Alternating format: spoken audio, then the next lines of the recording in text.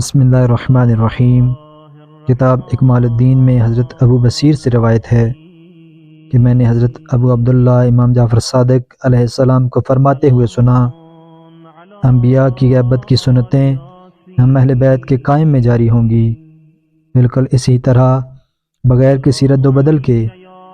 ابو بصیر نے عرض کیا، میں نے امام جعفر صادق علیہ السلام سے پوچھا، اے فرزند پیغمبر، آپ اہل بیت میں قائم کون ہیں؟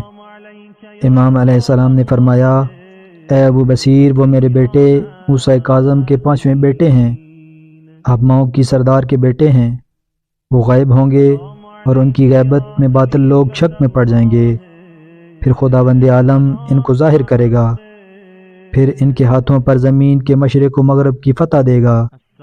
حضرت عیسیٰ علیہ السلام نازل ہو کر ان کی اقتداء میں نماز پڑھیں گے، زمین اپنے رب کے نور سے چمک اٹھے گی، زمین کا کوئی حصہ ایسا نہ ہوگا کہ جس میں غیر خدا کی عبادت کی جاتی ہوگی، اور سارا دین اللہ کا ہوگا، چاہے مشرکوں کو یہ بات ناگوار ہی کیوں نہ گزرے۔